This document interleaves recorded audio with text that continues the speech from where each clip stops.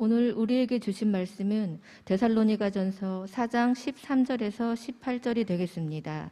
찾으신 후 저와 여러분이 한 절씩 교독하신 후 마지막 절은 다 함께 합독하시겠습니다. 데살로니가전서 4장 13절에서 18절입니다. 형제들아, 자는 자들에 관하여는 너희가 알지 못함을 우리가 원하지 아니하노니 이는 소망 없는 다른 이와 같이 슬퍼하지 않게 하려 함이라. 우리가 예수께서 죽으셨다가 다시 살아나심을 믿을진대 이와 같이 예수 안에서 자는 자들도 하나님이 그와 함께 데리고 오시리라. 우리가 주의 말씀으로 너희에게 이것을 말하노니 주께서 강림하실 때까지 우리 살아남아 있는 자도 자는 자보다 결코 앞서지 못하리라. 주께서 호령과 천사장의 소리와 하나님의 나팔 소리로 친히 하늘로부터 강림하시리니 그리스도 안에서 죽은 자들이 먼저 일어나고 그 후에 우리 살아남은 자들도 그들과 함께 구름 속으로 끌어올려 공중에서 주를 영접하게 하시리니 그리하여 우리가 항상 주와 함께 있으리라. 그러므로 이러한 말로 서로 위로하라. 아멘. 내 짐을 여호와께 맡기라. 그가 너를 붙드시고 의인의 요동함을 영원히 허락하지 아니하리로다. 아멘. 이 짐을 맡긴다는 것, 가만히 보면 짐이 무겁거나 가볍거나 그 문제는 아닌 것 같아요. 짐을 잘 맡기는 사람은 무거운 짐이든 가벼운 짐이든 얼른 맡기고, 짐을 잘 안 맡기려는 사람은 짐이 아무리 무거워도 맡기지 않는 걸 볼 수가 있습니다. 특별히 책임감이 강한 분들, 또 능력이 많은 분들 보면 그 짐을 좀처럼 남에게 맡기려 하지 않죠. 또 그러한 성향이 어쩌면 때로는 하나님을 향해서도 나타날 때가 있다고 봅니다. 하나님께 맡긴다고는 하지만 가만히 보면 어느새 내 손에 땀이 흥건히 배어 있을 때가 있죠. 물론 맡기면서도 나는 가만히 태만할 수는 없지만 열심을 낸다는 것이 가만히 보니까 열심을 낼 뿐만 아니라 여전히 맡기지 않는 내 모습을, 또 제 모습도 그럴 때가 있습니다. 그 짐이 어떠한 짐이든, 삶의 짐이든 사역의 짐이든 어떠한 짐이든 어떤 책임의 짐이든 오늘 이 시편 55편의 말씀처럼 하나님께 맡길 때에 의인의 요동함을 허락하지 않는 하나님의 은혜가 우리에게 풍성하기를 빕니다. 특별히 우리 월요일을 시작하는 우리이지 않습니까? 또 예배를 영상으로 보는 여러분들도 마찬가지인데 월요일뿐만 아니라 오늘 하루뿐만 아니라 그래서 한 주가 하나님께 맡겨지는 한 주가 돼서 하나님 덕분에 전혀 흔들리지 않는, 하나님이 허락하지 않으므로 흔들리지 않는 저와 여러분 되시기를 간절히 축원합니다. 목사님께서 말씀하셔가지고 오늘과 내일 또 데살로니가전서를 함께 나누게 되었습니다. 야고보서 쭉 배우시다가 데살로니가전서 잠깐 요 배우는 맛이 쏠쏠하시죠? 그렇죠?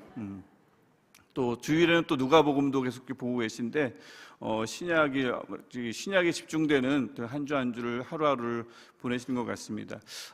내일까지 데살로니가전서 보면서 아무래도 종말론과 관련된 내용을 좀 볼 것 같고, 언젠가 한번 담임 목사님께서 우리 교육자들 함께 다 모여있을 때, 교직원들 모였을 때 설교를 좀 종말론적 설교가 좀 가미됐으면 좋겠다는 말씀을 하셨는데 마침 잘 됐다는 생각을 이 본문을 보면서 하기도 했습니다.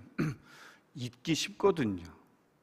아빠 엄마가 좀 이따 올게 했는데 안 오면 놀다 보면 잊어요. 아빠 엄마가 오시긴 온다고 했는데 그럴 때 한 번씩 이런 종말론적인 이런 종말론, 다시 오신다는 마지막 때에 관한 본문을 너무 맨날 읽으면 힘들고요, 잊을만 할 때 가끔씩은 이렇게 봐줄만 합니다. 굉장히 유긴한데 오늘 본문이 그렇습니다. 무서운 본문은 아니에요. 잘 들어보시면 그렇게 무서운 본문이 아닙니다. 데살로니가 교회가 지난주 말씀 나눴듯이 형제 사랑에 대해서는 전혀 부족함이 없었어요. 어린 교회인데도 형제를 얼마나 사랑했는지, 아낌없이 내어주었는지, 가난함에도 불구하고 환난 속에서도 불구하고 그렇게 사랑했습니다. 사도 바울이, 그 깐깐한 사도 바울이 뭐 잔소리 하나 할 게 없을 정도로 그랬는데 가만히 보니까 형제 사랑은 참 잘하는데 나를 돌보는 것, 내 일에 신경 쓰는 것, 내 손으로 직접 해결하는 것, 이 부분은 어쩌면 좀 약했나 봅니다. 약한 사람들에 관한 소식을 디모데로부터 들은 것 같아요. 그래서 남을 사랑하는 것과 내 자신의 일에 충실하는 것과는 별개일 수도 있겠구나라는 생각을 그 본문을 통해서 우리가 해볼 수 있습니다. 남을 헌신적으로 사랑하는 것은 되는데 내 삶을 가지런히, 내 손을 가지런히 모으고 내 것에 집중하는 일이 또 이게 좀 별개일이라는 것을 볼 수가 있는 거죠. 그래서 이런 부분을 데살로니가 교회는 바울의 권면을 통해서 따로 배워야만 했습니다. 사랑은 심오한 가르침을 굳이 필요로 하지 않으니까 사랑할 수 있었는데, 이런 부분들, 나 자신을 돌보는 부분들, 돌아보는 부분들, 이런 부분들은 좀 아무래도 미흡했죠. 그러니까 어린 교회다 보니까 신학적으로, 이 지식적으로 탄탄한 신앙은 아니었던 게 분명합니다. 그래서 디다케가 그래서 중요한 거죠. 뭐 하나님을 향해서 열정을 품고 막 달려가는 것도 좋지만 나는 올바로 달려가고 있는가? 나의 열정의 방향은 제대로 됐는가? 말씀으로 자꾸 나를 돌아보지 않으면 그보다 위험한 열심이 없죠. 아이가 부모를 잃었는데 열심히 부모를 찾아낼 때처럼 위험할 데가 없습니다. 아이는 그 자리에 가만히 있는 게 오히려 엄마를 제일 빨리 만날 수 있는 길인데, 아이가 아빠 엄마 어딘지도 모르면서 너무 열심히 달려가면 그 열심 때문에 아빠 엄마를 만날 길이 더 멀어지기도 하죠. 열심이라는 것 늘 긍정적인 건 아닙니다. 데살로니가 교회 열심히 사랑하는 것 좋지만 올바로 사랑했어야 하고, 남을 사랑하는 것도 좋지만 내 손을, 내 일을 가만히 돌아봐야만 했지요. 그게 이제 디다케의 중요성인데, 그들이 무엇에 대해서 잘 모르고 있었을까요? 우리가 13절을 읽어봤지만, 형제들아 자는 자들에 관하여는 너희가 알지 못함을 우리가 원하지 않는다. 디모데로부터 그들이 자는 자, 즉 죽은 자들에 관한 것에 대해서 잘 몰랐나 봅니다. 즉 부활, 마지막 때 재림, 유고세, 즉 종말론이라고 부르죠.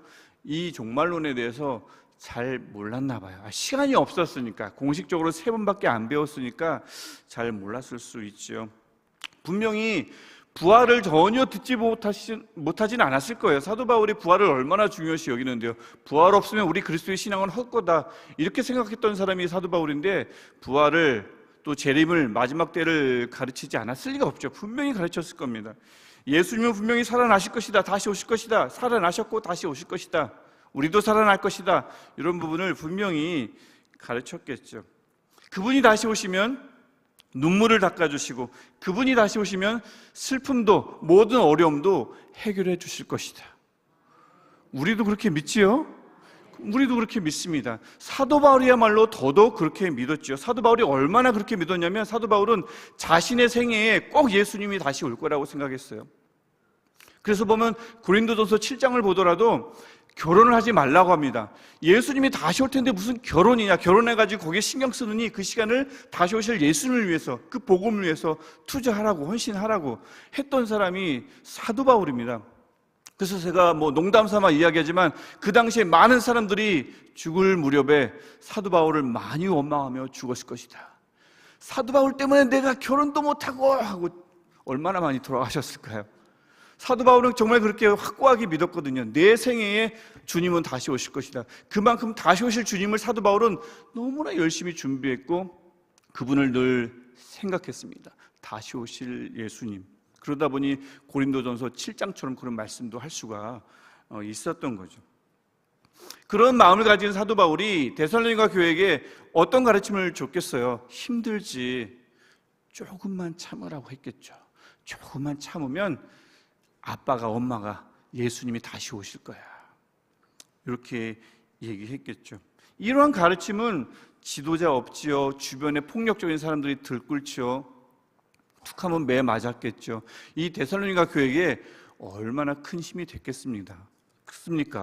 조금만 참으면 된다는데, 그 조금만 참으면 된다는 게 얼마나 힘이 돼요. 여러분, 등산 혹시 좋아하시는 분들 있으신지 모르겠습니다. 아니면 등산 좋아하시지 않더라도 좀 높은 산에 잠깐 오르락 내리락 해보신 분들 있지 않으세요?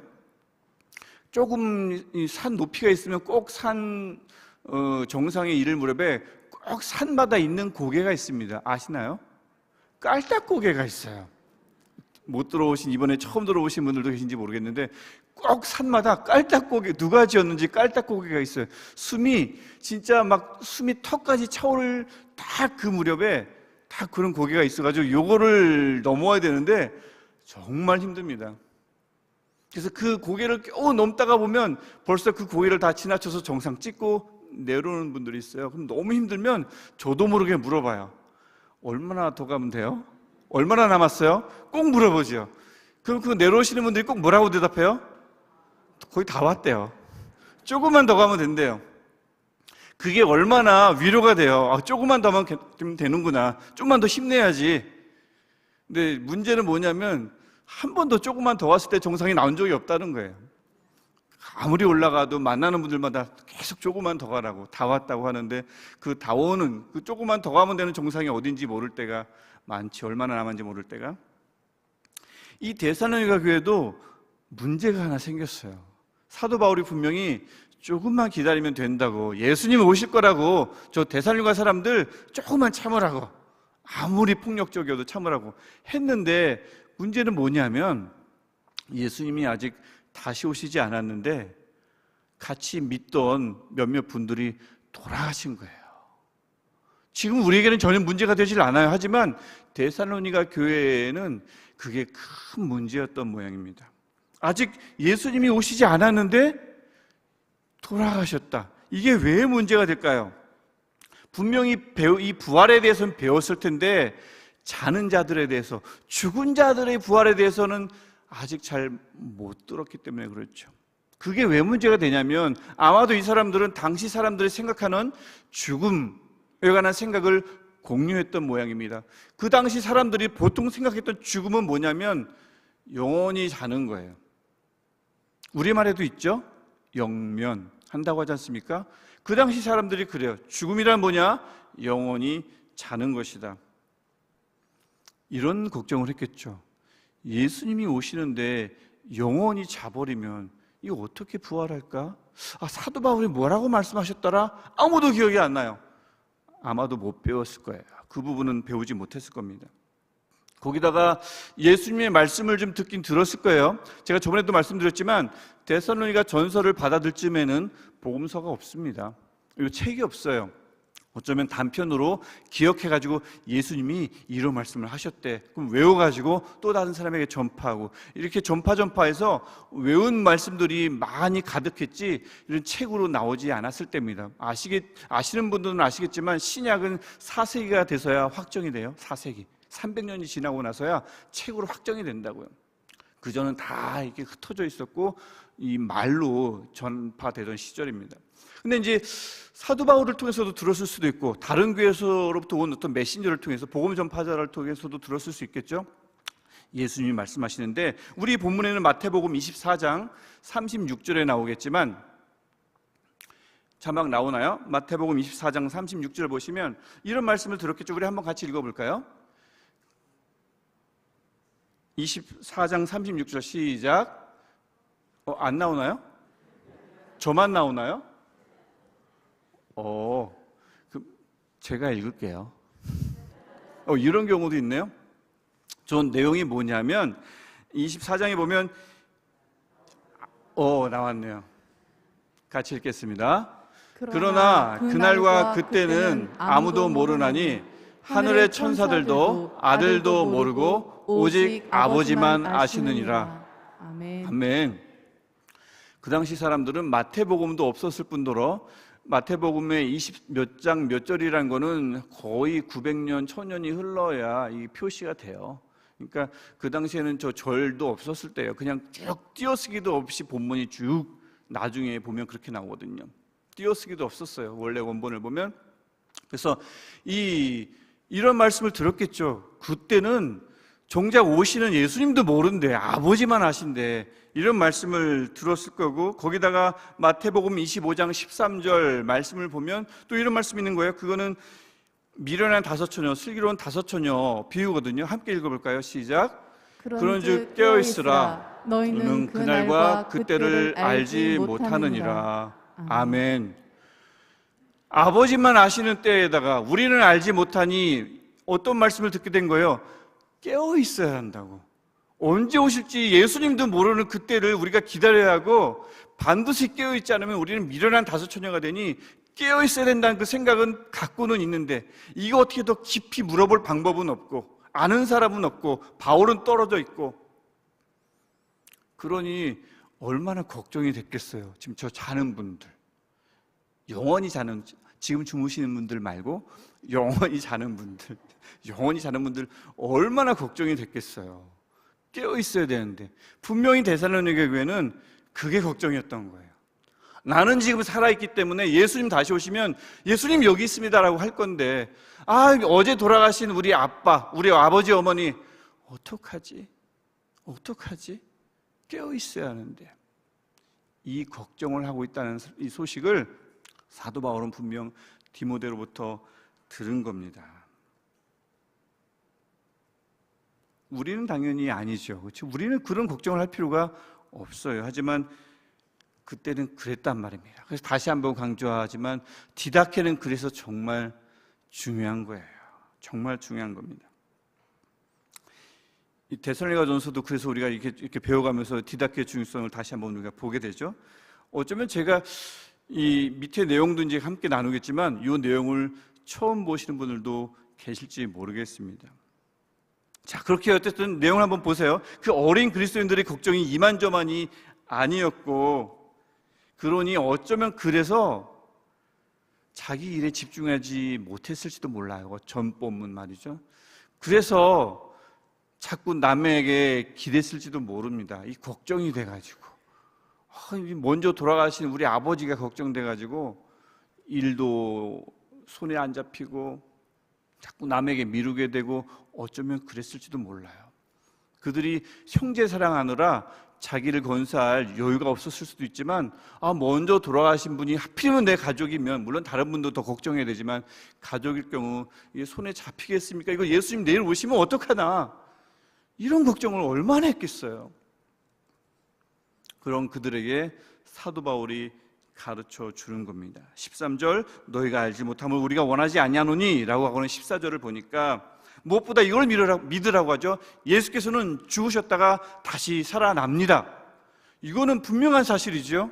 그리고 분명히 살아나셨죠. 그리고 그분이 살아나시기만 했습니까? 다시 돌아오시죠. 이것을 우리가 믿을진데 라고 이야기하고, 그 다음에 그분만 살아나십니까? 그분만 다시 오십니까? 그분이 다시 오시면 우리도 다시 살아나지요. 이것을 믿으라고 하는 것이 14절입니다. 이것을 일단 잊지 말아야 되고, 그런데 15절부터입니다. 놀라운 것은 뭐냐 하면 15절에 누가 먼저 부활한다고 하죠? 제일 마지막 부분 보십시오. 살아남은 자도 자는 자보다 결코 앞서지 못하리라. 16절 앞부분 볼까요? 16절, 그리스도 안에서 누가 먼저 부활해요? 죽은 자들이 먼저 일어나고. 이렇게 나온단 말이죠. 사도 바울은 지금 이렇게 위로하고 있어요. 걱정하지 마라. 지금 돌아가신 분이 먼저 부활할 거다. 그분들이 반드시 먼저고 우리가 나중이라고 이야기합니다. 제가 놀라운 건 이걸 신학생들도 모르더라니까요. 여기 계신 분들 어쩌면 지금 처음 알게 되신 분들도 계실 거예요. 신학생도 모르는 신학생이 있었던 걸 보면 이분들 중에서도 여기 앉아 계신 분들, 또 지금 영상으로 예배 드리시는 분들, 뭐라고? 죽은 자가 먼저 부활한다고? 같이 부활하는 거 아니야? 이렇게 생각하셨을지도 모르겠지만, 돌아가신 분들이 반드시 먼저 부활하고 그 다음에 우리가 나중입니다. 이게 지금 하나님께서 만들어 놓으신 부활 시스템이에요. 자, 그럴 때 어떻게 우리가 일어나느냐, 어떤 상황이 벌어지느냐가 16절 후반부에 나옵니다. 그리고 오늘 설교 제목이기도 합니다. 먼저 호령이 있죠. 그 다음에 천사장의 소리가 있습니다. 그 다음에 뭐 있죠? 하나님의 나팔 소리가 있습니다.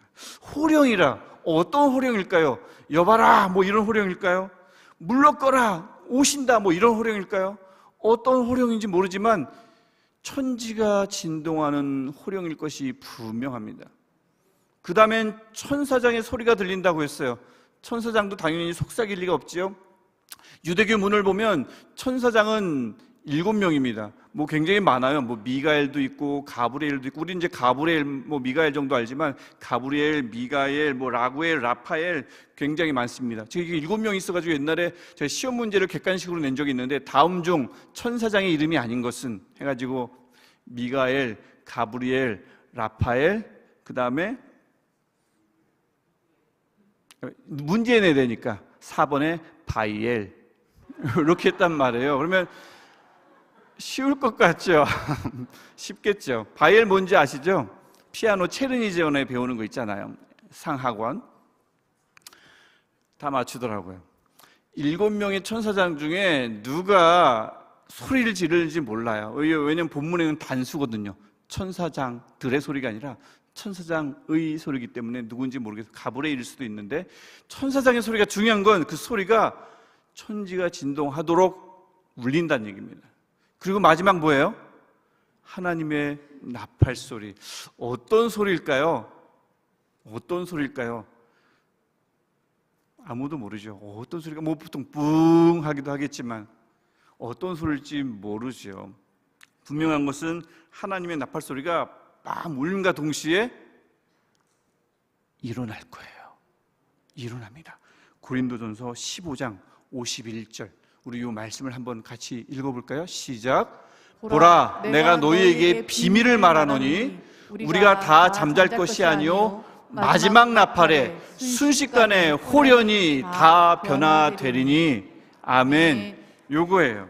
마지막 나팔에, 자, 호령 났습니다. 천사장의 소리가 들려요. 그 다음에 나팔 소리가 들리는데 그 마지막 나팔 소리에 모두가 다 어떻게 해요? 순식간입니다. 천천히 바뀌는 게 아니고 순식간에 갑자기 호련히 모두가 다 변화될 것입니다.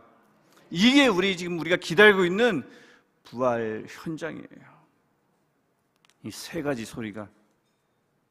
그러니 사도 바울이 지금 열심히 얘기하는 거죠. 그러니까 믿다가 죽은 분들 걱정하지 마라. 그분들에게 특권이 있다.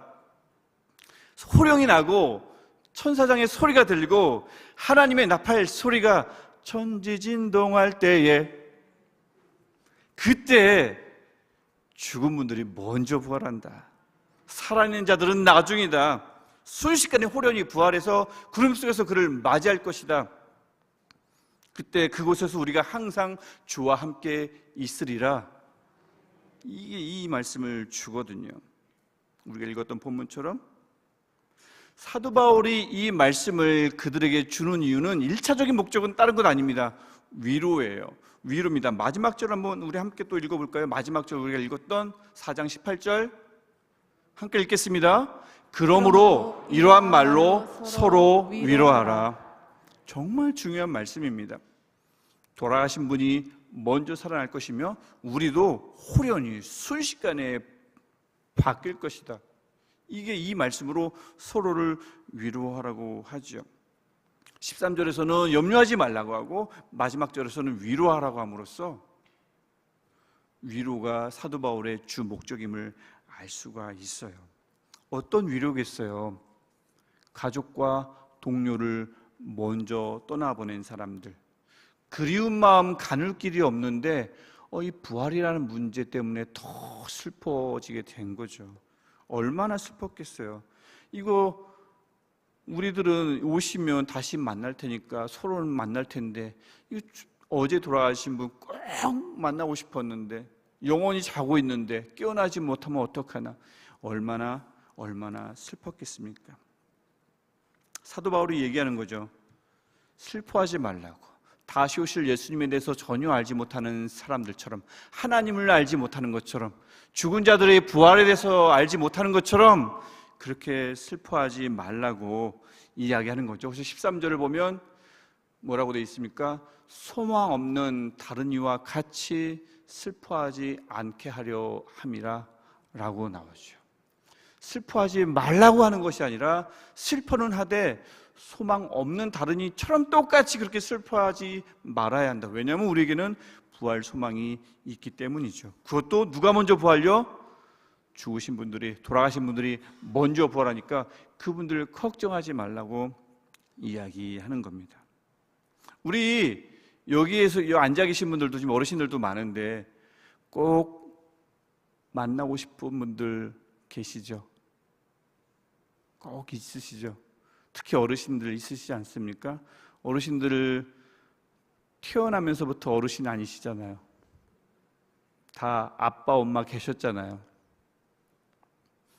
어느새 늘 어르신으로 살아가다 보니까 늘 어른 이 노릇을 계속 하시다 보니까 아빠, 엄마 생각하기보다는 자녀들 건사하느라, 손주들 보느라, 어쩌면 나보다 먼저 가신, 나를 키워주신 아빠, 엄마 잘 모를 때가 많은데, 잊을 때가 많은데 사실 다 있으시잖아요. 보고 싶으시잖아요. 똑같죠. 사도 바울이 이런 말씀으로 데살로니가 교회에 위로하고 우리에게 위로하는 것이요. 먼저 떠나보낸 분들 꼭 만나야 된다고, 꼭 만날 거라고 이 말씀으로 사도 바울이 토닥토닥 위로하고 있는 겁니다. 이 소망으로, 다시 만날 소망으로 잘 견디라고 위로하고 있는 거죠. 소망에 인내, 인내 소망, 그래서 꼭 붙들라고 말씀하고 있는 겁니다. 너무 보고 싶은데 볼 수 없는 상황, 이겨낼 수 없으니까, 쉽게 이겨낼 수 없으니까, 마음에 새긴 그분들과의 추억들, 그것으로 견뎌보려고 하는데 때로는 그게 또 그렇게 쉽지 않을 때가 있으니까, 또 그렇게 막 그리움에 휩싸일 때만큼 시간이 느리게 갈 때가 없는 것 같아요. 제 경험상으로도 그렇더라고요. 그리고 그럴수록 보고픈 마음은 더 간절해지고 깊어질 때가 있지요. 또 때로는 다시 만날 수는 있을까? 이런 생각에 사로잡히기도 합니다. 바울은 당부하죠. 만날 거라고. 그분들이 먼저 부활할 거라고. 그리고 우리가 부활해서 공중에서 주와 함께 영원히 함께 할 거라고 우리에게 말씀합니다. 이 본문은 그래서 그렇게 위로해 주는 말씀이기도 하지만 동시에요, 우리가 어떠한 존재인지를 다시 한번 확인시켜 줍니다. 어떤 존재요?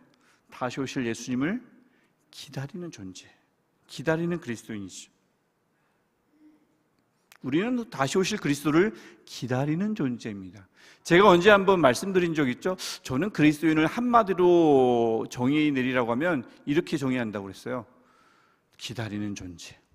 우리 기다리고 있거든요. 현재 호령이 나고 천사장의 소리가 들리고 하나님의 나팔 소리가 나면 호련히 부활하면서 그분을 맞이할 존재입니다. 분명히 그렇게 될 겁니다. 그러면 이걸 우리 알고 있지 않습니까? 그럼 우리가 어떤 신앙을 가져야 될까요? 다시 한번 호령이 나고 천사장의 소리가 들리고 하나님의 나팔 소리가 들리면 움츠러들지 않는 신앙을 가져야겠죠. 영원히 오시지 않을 것처럼 신앙하면 안 되겠죠. 왜냐하면 호령이 들리는 순간 끝이에요. 영상으로 예배드리는 분들, 호령이 들리는 순간, 천사장의 소리가 들리는 순간, 나팔 소리가 들리는 순간 두 번의 기회가 없습니다. 그 끝입니다. 돌이킬 수 없습니다. 잠깐만요, 조금만 기다리세요. 통하지 않습니다. 그 소리가 나는 순간 끝인 거예요. 번복이라는 게 가능하지가 않은 시점이라니까요. 기회는 절대 주어지지 않습니다. 그 소리가 들리기 전에 준비해야 합니다. 들리는 순간 전혀 기회가 없어요. 무조건 그래야 합니다. 들리기 전에 돌이켜야 합니다. 들리기 전에 준비해야 합니다. 그래서 말인데요, 만일 지금 이 시간에 저 세 가지 소리가 들리면 어떡하죠? 역시 장로님이십니다. 이 세 가지 소리가 갑자기 막 천지진동하면서 들리면 어떡하죠? 지금 저기 자고 계신 분들 어떡해요?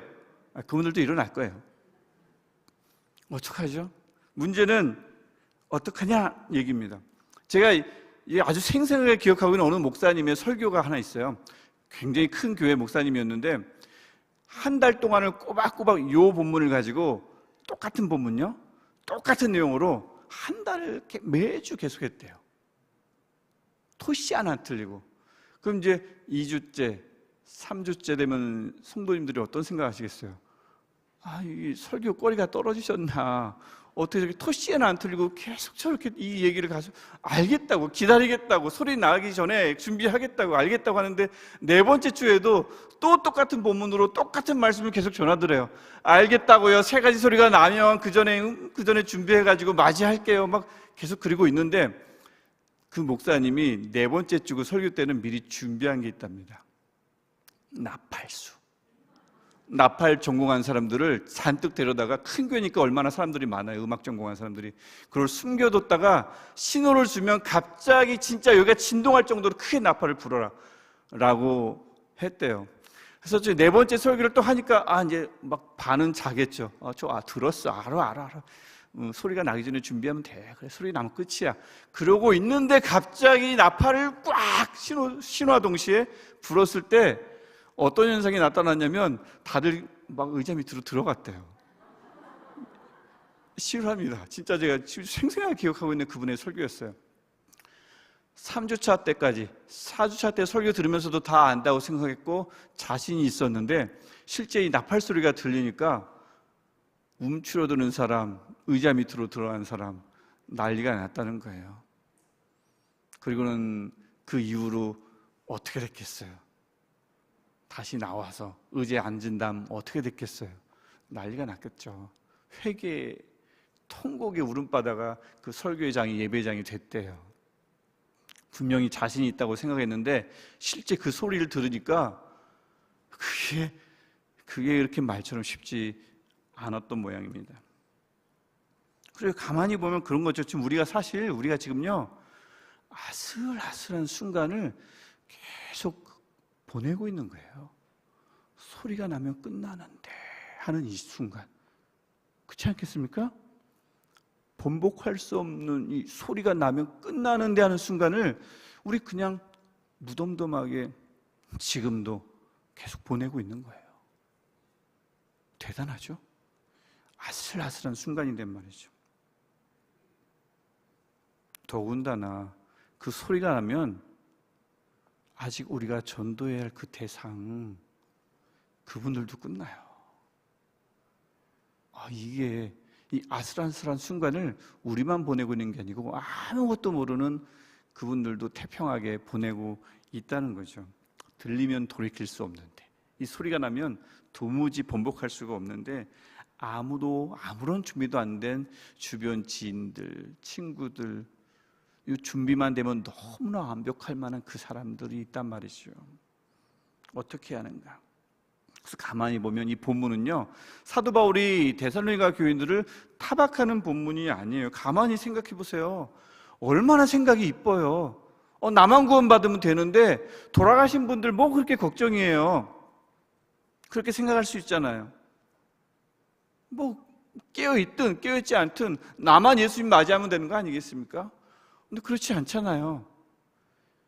돌아가신 분들이 그렇게 걱정돼요. 나만 예수 맞이할까봐, 나만 그 소리에 반응할까봐, 나만 그 천사장의 소리에, 하나님의 나팔 소리에 숨지 않고 서 있을까봐, 그게 그렇게 걱정이 됐던 모양이에요. 이들이 그 먼저 돌아가신 분들이 그렇게 걱정이 되니 주변 사람들에 대해서는 얼마나 또 걱정했겠어요. 아직 믿지 않는 분들을 위해서는 얼마나 걱정했겠습니까? 그 걱정 때문에 사실 어찌 보면 그들은 그 걱정 때문에 일이 손에 안 잡혔을지도 몰라요. 그래서 일이 손에 잡히지 않으니 자꾸 남에게 의지했을지도 모릅니다. 이것 좀 해달라고. 형제사랑 때문일 수도 있지만 이런 종말론적인 입장 때문에, 마음 때문에도 그랬을 수가 있지요.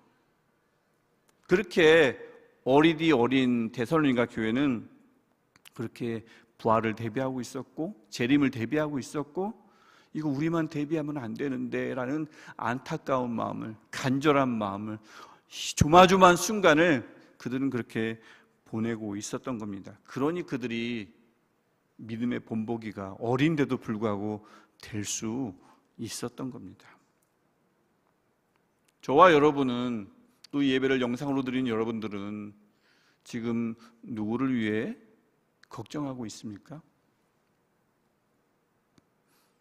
우리만 준비하면 되는 걸까요? 세 가지 소리가 들리는 순간 절대 돌이킬 수 없는데 아직 아무런 준비도 안 된 그분들 어떻게 해야 할까요? 또한 우리는 정말 담대히 그 앞에 설 수 있을까요? 지금 이 순간 정말 하나님의 나팔소리, 마지막 나팔소리가 들릴 때 정말 그럴 수 있을까요? 이 마음 가지고 우리가 함께 기도했으면 좋겠습니다. 우리 예수 그리스도의 재림, 부활의 복음이 호령과 천사장의 소리와 하나님의 나팔소리에 관한 복음이 우리에게 위로가 되는 복음이 되게 달라고. 그래, 그 소리만 들리면 나는 그 사람 만날 수 있어. 그 소리만 들리면 내 그렇게 보고 싶었던 그 사람, 나보다 먼저 간 그분 꼭 만날 거야. 이런 위로가 되기를 소망합니다. 또한 동시에 호령과 천사장의 소리와 하나님의 나팔소리가 우리에게 반가움이 되면 좋겠습니다. 숨어야 하는 두려운 소리가 아니라 예수님이다 하고 반가운 마음이 들 수밖에 없는 그런 반가운, 천지를 진동하는 소리지만 반가운 소리가 되었으면 좋겠습니다. 이를 위해서 깨어있되 나만요? 우리만요? 다 변화돼야죠. 다 깨어 있어야죠. 다 맞아야죠. 우리가 기도할 때 그 깨어 있어야 하는 그분, 두려워하지 말고 주님을 맞아야 하는 그분을 위해서 특별히 오늘 이 시간 우리가 데살로니가전서 말씀을 보았으니까 특별히 그들을 놓고 우리 간절히 기도했으면 좋겠습니다. 더불어서 우리 여름 사역 있지 않습니까? 여름 사역을 통해서 많은 결실을 맺되 그들도 함께 다시 오실 예수님을 기다릴 수 있는 존재로 변화시켜 달라고 기도해 주시고, 개인 기도 제목 가지고 간절히 기도하시다가 우리 자유롭게 집으로 돌아가셨으면 좋겠습니다. 우리 두 손을 들고 간절한 마음으로 나뿐만 아니라 우리가 그분들이 함께 다시 오실 예수님을 반가운 마음으로 기다릴 수 있게 하옵소서. 우리 주님을 3번 부르시고 함께 기도하겠습니다. 주여,